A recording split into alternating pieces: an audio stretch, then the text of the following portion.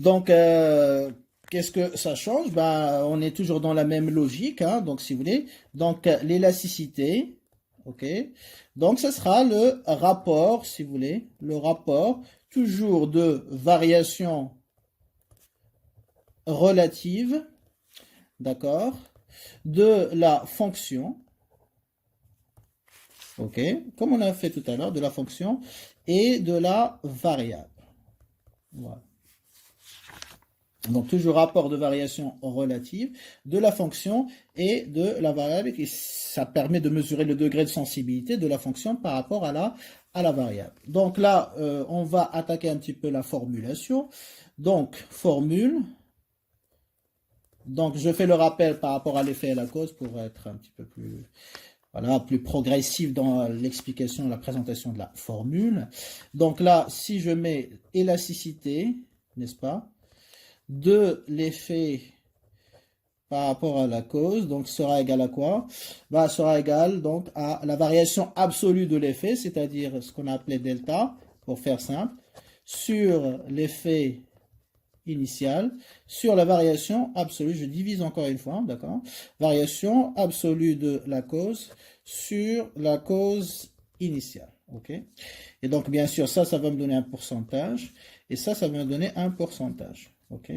Pareil, je simplifie par les pourcentages, je vais avoir un chiffre qui est neutre. D'accord. Très bien. Alors, maintenant, pour la suite d'entre nous, comme on a dit, on va travailler avec les fonctions et les variables. Donc, ça donne quoi? L'élasticité de la fonction, n'est-ce pas, par rapport à la variable. Donc, pareil, toujours la même logique. Qu'est-ce qu'on écrira? Eh bien, on écrira que c'est égal à delta, la variation absolue de la fonction, divisé par la fonction initiale, la valeur initiale de la fonction, ok? Et la variation absolue de la variable, variable finale moins valeur initiale de la variable, divisé par la variable initiale, bien sûr. Pareil, ça va me donner un pourcentage aussi à un pourcentage. Ok. Très bien. Donc, si on met la fonction, j'écris que la fonction, donc je donne juste un exemple pour illustrer. Parce que là, on a écrit avec les mots, etc., pour écrire un peu de façon plus formalisée. Si la fonction s'écrit y et la variable c'est x. Ok. Donc, l'élasticité, on va écrire juste la première lettre de l'élasticité. Donc, on met la variable, la fonction, pardon, d'abord, slash, donc par rapport à la variable, donc x, ok, sera égal à quoi? Bah, ça sera la variation absolue de la fonction sur la valeur initiale de la fonction, donc yi, et après la variation absolue de la variable x sur la valeur initiale, bien sûr, de la variable. Et donc, ça fait delta y sur yi sur delta x sur xi. Et là, bien évidemment, je peux imaginer n'importe quelle fonction, n'importe quelle variable. Ok. Alors, des exemples, hein, parce que c'est pas limité uniquement hein, donc à ce qu'on va étudier dans cette section, mais le concept d'élasticité est plus général que ça. Ok. Très bien. Alors, qu'est-ce qu'on a en réalité? Bah, je vais prendre pas mal d'exemples, au moins 2, 3, pour que vous compreniez de quoi s'agit-il. Alors, l'élément classique, bien évidemment, c'est ce que je viens d'expliquer, la demande avec le prix, par exemple. Ok. Alors, je peux par exemple dire, calculer l'élasticité, n'est-ce pas? L'élasticité de l'emploi par rapport à la croissance. Donc, on peut vous demander d'étudier l'élasticité de l'emploi par rapport à la croissance. Donc là, la première chose que je dois voir, c'est quoi la cause, c'est quoi l'effet. Donc, l'emploi, l'élasticité de l'emploi. Donc, l'emploi, c'est l'effet. C'est le résultat que je cherche. Donc, c'est la fonction. Et la croissance, bien sûr, c'est la cause. Donc, c'est la croissance qui permet de créer des emplois. Donc, la cause, c'est la variable. Donc, ça veut dire quoi? Ça veut dire que ma fonction ici, c'est y c'est l'emploi, et x, c'est la croissance. D'accord? Donc là, pour avoir la formule de l'élasticité, c'est très important parce qu'il y a plein qui inversent ça. Donc, l'élasticité, donc imaginons l'emploi, je mets E, hein, pour voilà, simplifier la notation, et C pour la croissance. Donc l'élasticité de l'emploi par rapport à la croissance, c'est égal à quoi? Bah, c'est la variation absolue de quoi? De la fonction, c'est-à-dire l'emploi, delta E sur l'emploi initial, et delta C pour la croissance sur la croissance initiale. Vous voyez? Je prends un deuxième exemple, je sais pas moi, l'élasticité du chiffre d'affaires, ok? Chiffre d'affaires, c'est A, par rapport au prix, par exemple, le prix du bien. Donc, dans quelle mesure le prix influence le chiffre d'affaires? On commence toujours par la variable. Donc, bien sûr, le chiffre d'affaires, c'est la fonction, n'est-ce pas? C'est l'effet. Et le prix, bien sûr, c'est la variable. Hein? Donc, c'est elle qui influence. Hein? Donc, et c'est la cause. Donc, quand je mets l'élasticité du chiffre d'affaires par rapport au prix, donc ce sera égal à quoi? Bah, c'est toujours un rapport. Donc, je prends la variation absolue d'abord de la fonction. Donc, delta chiffre d'affaires sur le chiffre d'affaires initial. Et je mets la variation relative de P, c'est-à-dire delta P sur P initial. Voilà, toujours en pourcentage, bien évidemment. Ok. Allez, un dernier exemple. Donc, je prends l'élasticité, je sais pas moi, donc de la demande, d'accord, de la consommation d'un bien, la demande d'un bien par rapport, on va dire, au revenu. On va noter R. Donc, D, bien sûr, c'est la fonction, c'est l'effet. Ok, je l'écris ici. Et R, bien sûr, c'est la cause, c'est la variable. Donc là, E de D par rapport à R sera égal à quoi? Ben, pareil, variation relative de la demande, toujours, delta D sur DI et delta R sur RI, bien sûr. Et ainsi de suite, d'accord? Donc là, vous voyez qu'on peut l'appliquer pour la demande par rapport au revenu, parce que c'est ça qui nous intéresse dans la théorie du choix du consommateur avec le prix, mais aussi avec d'autres variables, soit les chiffres d'affaires, l'investissement, l'emploi, la croissance et d'autres grandeurs macroéconomiques aussi. Donc c'est pas, l'élasticité, on l'utilise pas uniquement en microéconomie, mais aussi donc pour des analyses macroéconomiques. Très bien. Donc là, je crois qu'on a compris d'où vient donc ce principe d'élasticité. Donc je récapitule en quelque sorte.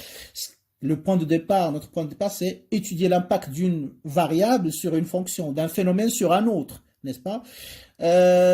Pour étudier cet impact, qu'est-ce qu'on fait? On fait le rapport de variation absolue entre les deux. D'accord? Donc, delta, j'ai A et B, A influence B. Je prends delta B, je le divise par delta A. Donc, jusque-là, tout va bien. Mais si A et B ils sont exprimés en deux unités de mesure différentes, là, ça me pose un problème d'interprétation. S'ils ont les mêmes unités de mesure, il n'y a pas de souci, ils vont se simplifier. Mais s'il y a deux unités de mesure différentes, ils n'ont pas de sens économique, ça pose un problème d'interprétation. Donc, qu'est-ce que je dois faire en tant qu'économiste? Je dois me débarrasser des unités de mesure. Et pour me débarrasser des unités de mesure, il ne faut plus que je travaille avec delta seulement. Il faut que j'élimine les unités de mesure et pour cela, je dois diviser delta, la variation absolue, par la valeur initiale. Et là, ça me donne le pourcentage. Donc, du coup, je passe du rapport de variation absolue à ou à celui de variation relative et qu'on appelle l'élasticité. Et donc là, effectivement, l'élasticité va naître de la résolution de ce problème finalement d'interprétation, bien sûr. Ok? Très bien. Alors, donc, pour synthétiser, pareil qu'on a fait pour le TMS, l'utilité marginale, on va distinguer le cas de variation discrète, n'est-ce pas? Et variation continue. Donc, variation discrète. OK. Comme on a dit, l'élasticité, d'accord, d'une fonction, on va l'appeler y par rapport à x pour simplifier. Donc, y c'est la fonction, x c'est la variable, sera égal à delta y, comme on vient de marquer ou le démontrer, yi, la valeur initiale, sur delta x, la variation absolue de x, divisé par la valeur initiale de la variable. OK? Très bien. Donc ça, c'est le cas de variation discrète, comme on a dit, c'est-à-dire que vous avez, c'est la même logique qu'on a faite pour l'utilité marginale et le TMS, si vous avez des valeurs finales et des valeurs initiales. Donc, ça veut dire que vous pourriez travailler avec delta, n'est-ce pas? Donc ça veut dire, en fait, c'est y final moins y initial sur y initial qui divise, bien sûr, x final moins x initial sur x initial. Donc, si vous avez les valeurs initiales et les valeurs finales, vous pourrez travailler avec, vous êtes dans le cas de variation discrète, et donc vous pourrez travailler avec des deltas. Ok? Très bien. Donc, cette élasticité se calcule pour une valeur, si vous voulez, ponctuelle, hein, donc d'où son nom, élasticité point. Donc ça, on l'appelle l'élasticité point. Si jamais vous trouvez ça dans des ouvrages, sachez qu'il s'agit juste de l'élasticité dans le cas de variation discrète. Élasticité point. Ok, très bien. Alors, entre deux points, pardon, hein, donc l'élasticité d'accord, donc l'élasticité point, c'est ce qu'on a dit, enfin c'est ce qu'on va faire dans le cas de variation continue. Alors, excusez-moi, je vais juste corriger, entre deux points, ok, ce qu'on appelle aussi l'élasticité d'arc, ok, c'est-à-dire entre deux points qui constituent un arc. Donc, deux points, élasticité d'arc. Deuxième cas, pareil, on va voir le cas de variation continue. Ok, très bien. Alors, quoi s'agit-il? Variation continue, eh bien, lorsque les variations, si vous voulez, hein, donc de delta y sont proches de 0, delta x sont proches de 0. Donc là, effectivement, la variation de y rapportée à la variation de x, bah finalement ça pose un problème, 0 sur 0, donc voilà, ça n'a pas grand sens, hein, bien évidemment, et donc ça pose un problème, le même problème d'interprétation qu'on a rencontré quand on a travaillé sur l'utilité marginale et le TMS, et donc là on a vu dans ce cas-là, lorsque delta x justement en l'occurrence converge, se rapproche de 0, c'est-à-dire la variation de la variable est très très très petite, infiniment petite, et bien la variation de la fonction tend ou converge vers la dérivée de cette fonction par rapport à cette variable. Donc ça veut dire quoi? Ça veut dire que ça nous donne le droit de remplacer delta par, bien sûr, donc la dérivée de y par rapport à la variable x. Alors, qu'est-ce que ça donne? Donc delta y, voilà, la variation, ok. Donc là, ça pose, enfin, le rapport de variation, donc j'écris quand même l'argumentation, le rapport de variation relative pose un problème, bien sûr, d'interprétation et de sens économique. Et de sens économique. Ok? Très bien. Donc, pour résoudre ce problème, donc la solution à ce problème passe par, bien sûr, la dérivée. D'accord? Par la dérivée. Très bien. Alors, juste avant la dérivée, bien évidemment, donc on va faire un petit aménagement parce qu'on a E de Y par rapport à X, n'est-ce pas? On a delta Y sur YI sur delta X sur XI, n'est-ce pas? Donc ça, comment je peux réécrire ça? Eh bien, je peux écrire comme delta Y sur delta X, n'est-ce pas? Fois XI sur YI. On a A sur B sur C sur D est égal à A sur B fois D sur C. Donc, ça donne delta Y sur delta X fois XI sur YI, bien sûr. Très bien. Alors, comme on a delta X qui converge vers 0, delta, voilà, qui converge vers 0. Donc, on va remplacer EY, l'élasticité de Y, la fonction Y par rapport à X. OK. Donc, delta, ça devient la dérivée. Donc, ça va être ρ de Y. Donc, dérivée de y par rapport à x, fois, bien évidemment, x, bon, initial, voilà, donc pour simplifier, on va mettre x sur y. Voilà. Et donc, ce sera l'expression finale, hein, donc dans le cas de variation infiniment petite, et donc, effectivement, c'est l'élasticité qu'on appelle l'élasticité point. Pourquoi? Parce qu'il va nous donner en fait l'élasticité la plus proche possible, hein, donc de la valeur, bien sûr, qui nous intéresse, d'accord, au voisinage de 0 de cette valeur. Donc on n'est pas très loin, c'est pas comme des variations discrètes où on a une différence de 2, 3 unités ou une unité au moins. Donc là, vraiment, l'élasticité point de façon très, très proche. Très bien. Donc voilà l'élasticité point dans le cas de variation continue. Donc comme on a vu pour le TMS ou pour l'étude marginale, donc il y a une formule avec delta et une formule avec la dérivée. Delta quand je l'utilise quand j'ai des valeurs finales et initiales. Et bien sûr, la formule consistant à utiliser la dérivée, cas de variation continue, on l'utilise de manière générale, donc lorsqu'on a uniquement la fonction de l'expression de la fonction qui nous intéresse, bien sûr. Et donc là, je ne peux pas inventer des valeurs finales et des valeurs initiales, donc je vais travailler avec la dérivée. Ok?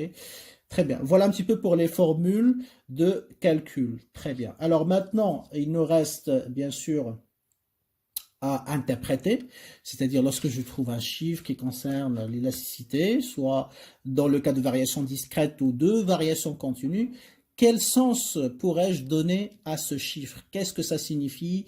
Qu'est-ce que ou à quoi ça fait référence, bien sûr. Ok? Très bien. Donc on va prendre un exemple, juste par rapport au chiffre, bien sûr, pour l'interprétation.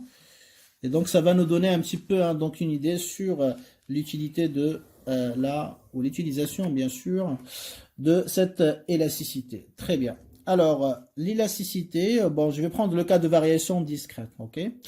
Très bien. Alors, imaginons que j'ai une élasticité, d'accord, de y par rapport à x est égal à 2. Ok? Qu'est-ce que ça veut dire le chiffre 2? Alors là, je reviens à l'expression, bien sûr, et la définition de l'élasticité. Donc, EY par rapport à X est égal à quoi? Ben, c'est delta Y sur YI, n'est-ce pas? Sur delta X sur XI qui est égal à 2, n'est-ce pas? Très bien. Donc, cela veut dire quoi? Ça veut dire que delta Y sur YI est égal à combien? Elle est égal à 2 fois delta X sur XI. Très bien. Et comme vous l'avez bien compris, hein, donc toujours dans l'interprétation, que ce soit le TMS, l'utilité marginale, toujours on part de quoi? On part de la situation où la variation de la variable est égale à 1. Donc par exemple, je consomme une unité supplémentaire. Ok? Donc si delta x sur xi est égal à 1, par exemple, égal à plus 1. Bah, ça veut dire que delta y sur yi est égal à combien? Bah, 2 fois 1, ça fait 2. Et donc, le chiffre 2 qui m'intéresse ici, il représente quoi? La variation relative de la fonction. Ça veut dire quoi? Quand je parle de variation relative, ça veut dire en pourcentage. Okay? Donc, ça veut dire quoi? Ça veut dire que si, parce que quand je dis la variation relative, toujours, il faut que je rajoute le pourcentage. Sinon, bah, ça deviendra comme de la variation absolue. Donc la différence entre variation absolue et relative, dans la notation, l'écriture, c'est le pourcentage. Pourcentage, on le retrouve dans la variation relative, mais pas dans la variation absolue, c'est-à-dire avec delta. Donc là, si x augmente de 1%, eh bien, quel est l'impact sur la fonction, sur l'effet? Eh bien, il va augmenter aussi de 2%. Donc le chiffre 2 que j'ai trouvé ici de l'élasticité, qu'est-ce qu'il mesure? De combien va varier la fonction en pourcentage si la variable varie de 1%. Donc toujours on ramène à une unité, ça peut être un pourcentage, ça peut être une unité consommée, ça peut être un dirham dépensé comme on avait vu pour le multiplicateur de Lagrange, l'utilité marginale de revenu, etc. D'accord? Très bien. Alors, pareil, si delta x sur xi baisse, c'est-à-dire moins 1%, ben, delta y sur yi va baisser de la valeur de l'élasticité, c'est-à-dire moins 2%. Et ainsi de suite. Okay? Donc, de manière générale, pour l'interprétation, en règle générale, l'élasticité, d'accord? L'élasticité E y par rapport à x, d'accord, de manière générale, mesure, qu'est-ce qu'elle mesure? Il mesure de combien varie, bien sûr, en pourcentage, la fonction y, de manière générale, quelle que soit, ça peut être la demande, la croissance, l'emploi, etc. La fonction y, si la variable varie, ok, varie, la variable x, varie de 1%. Okay? Varie de 1%. J'espère que c'est clair pour tout le monde. Donc, je répète, l'élasticité, de manière générale, d'une fonction par rapport à une variable ou d'un effet par rapport à une cause, qu'est-ce qu'il mesure? De combien varie la fonction en pourcentage, y, si la variable x varie de 1%. Donc, exemple, deuxième exemple, y par rapport à x est égal, imaginons que c'est égal à moins 1 sur 4. Qu'est-ce que ça veut dire le chiffre moins 1 sur 4? Ça veut dire que si x augmente par exemple de 1%, bah y, qu'est-ce qui va lui arriver? Donc si delta x sur x est égal à 1%, delta y sur y va être exactement égal, d'accord, à la valeur de l'élasticité multipliée par le pourcentage. Donc ça veut dire quoi? Ça veut dire que y, puisqu'on a moins, donc ça fait moins 1 sur 4 fois 1%, ça fait où y va baisser de 1 sur 4%. Ok. Donc si x augmente de 1%, y va baisser de 1 sur 4 ou 0,25%. Troisième et dernier exemple, l'élasticité de y par rapport à x est égale à moins 3. Donc ça veut dire quoi? Ça veut dire que si x par exemple baisse de 1% seulement, quel est l'impact sur la fonction y? Eh bien y, puisqu'on a moins, donc là, moins avec moins, ça fait plus. Donc, il va augmenter de combien? De la valeur de l'élasticité, c'est-à-dire 3%. Et je mets pourcentage. Okay? Pourquoi? Parce que E, Y sur X est égal à moins 3. Cela implique que delta Y sur YI sur delta X sur XI, comme on a vu, est égal à moins 3. C'est ce qu'on a expliqué au départ. D'accord? Donc, à quoi est égal delta Y sur YI? Donc, l'impact. Hein, de combien va varier y en pourcentage? Bien sûr, donc ça égale à moins 3 fois delta x sur xi, n'est-ce pas? Qui est exprimé en pourcentage. Donc ça fait moins 3 fois plus 1%. Donc ça fait moins 3%. C'est ce qu'on a trouvé ici. Donc bien sûr, attendez, hein, donc delta x on a dit, pardon, c'est moins 1. Parce que ici j'ai pris le cas de baisse. Attention. Et donc là, on aura plus 3%. Donc, plus, c'est quoi? Bah, c'est augmenter.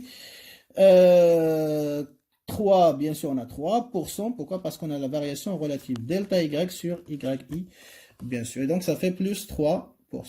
Et ainsi de suite. Donc, toujours, hein, la valeur donc de l'élasticité, ça donne quoi? De combien va baisser si vous avez un signe négatif? De combien va augmenter si vous avez un signe positif. Et le chiffre, ça donne le pourcentage. Okay? Si vous avez 3, ça fait 3%. Si vous avez 2, 2%. Si vous avez 5, 5%. Si vous avez 10, 10%. Et ainsi de suite. Okay? Donc, il faut faire attention aux signes aussi hein, pour ne pas se tromper dans l'interprétation et la signification. Très bien. Alors, voilà un petit peu le premier point introductif qui nous a permis de définir un petit peu le concept d'élasticité, d'où ça vient, etc.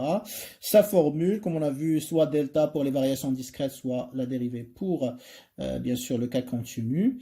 Et on a vu maintenant donc l'interprétation du chiffre, d'accord, de l'élasticité de manière générale. Alors maintenant, donc, si vous le voulez bien, on va aborder le deuxième point. On va s'intéresser un petit peu aux 3 types d'élasticité qu'on va aborder dans cette dernière section. Très bien, donc la première élasticité qu'on va étudier, c'est l'élasticité, d'accord, qu'on appelle l'élasticité revenue, d'accord, de la demande. L'élasticité revenue de la demande, ou si vous voulez, hein, donc l'élasticité, dans certains ouvrages on l'appelle aussi, l'élasticité de la demande par rapport au revenu, c'est la même chose, d'accord. C'est la même chose.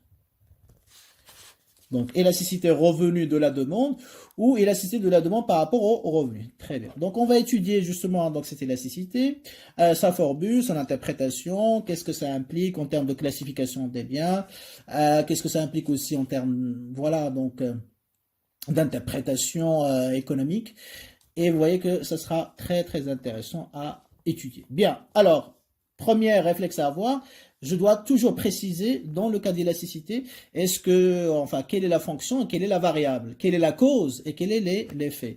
Très bien. Donc ici, qu'est-ce que j'ai? J'ai le revenu et j'ai la demande, d'accord? Donc forcément, hein, donc la demande va représenter la fonction, c'est-à-dire l'effet ou le phénomène effet, et le revenu, d'accord, ça sera la variable, c'est-à-dire la cause.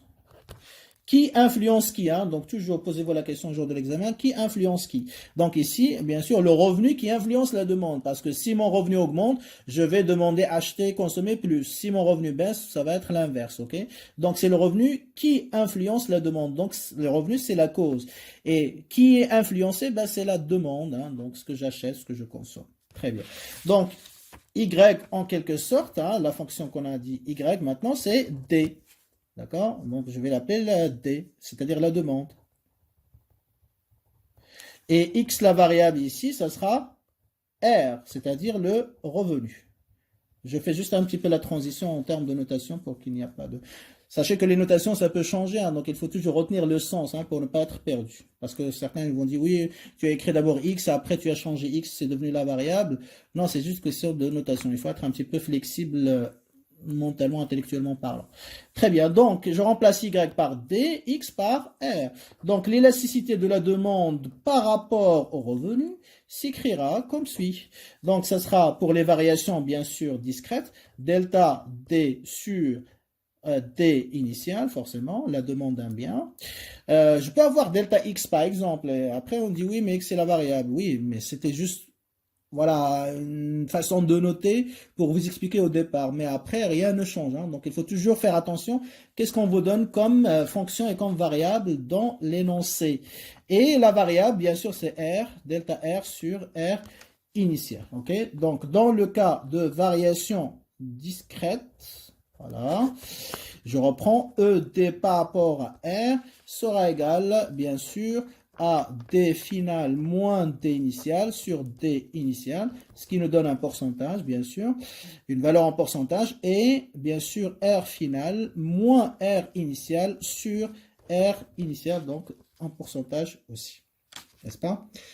Très bien.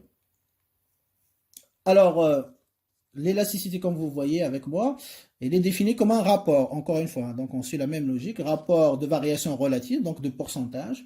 Donc, entre le pourcentage de variation de la demande d'un bien et le pourcentage, bien sûr, donc, de variation de revenus. Donc, il mesure quoi? Il mesure de combien va varier la demande d'un bien. T. D'accord? Suite à une variation de 1% du revenu du consommateur. Et donc là, effectivement, suivant la valeur, soit, bien sûr, la valeur, ça peut être positive, négative, elle est très élevée, très faible. Donc, si l'élasticité, il a une valeur ou un chiffre qui est très élevé, ça veut dire que la sensibilité de la demande par rapport au revenu, elle est très élevée. Au contraire, il sera très faible, bien évidemment. D'accord? Donc, on écrira ça. Donc, ici, l'élasticité de la demande par rapport au revenu, et les définit, d'accord, comme le rapport de variation, ok, ou le rapport, si vous voulez, de variation relative entre, d'accord, la demande d'un bien et le revenu du consommateur. Le revenu du consommateur, ok. Donc, il mesure, qu'est-ce qu'il mesure? Il mesure le pourcentage de variation, d'accord? Le pourcentage de variation de la demande d'un bien suite, c'est-à-dire après ou à cause, voilà, suite à la variation du revenu de 1%. Et quand je dis la variation, ça peut être une baisse comme ça peut être une hausse. Donc, si le revenu du consommateur varie de 1%, il augmente, il baisse de 1%, quel est l'impact? Combien ou par combien variera la demande en pourcentage? Donc, pour trouver la réponse, on utilise bien sûr l'élasticité de la demande par rapport au revenu. Très bien.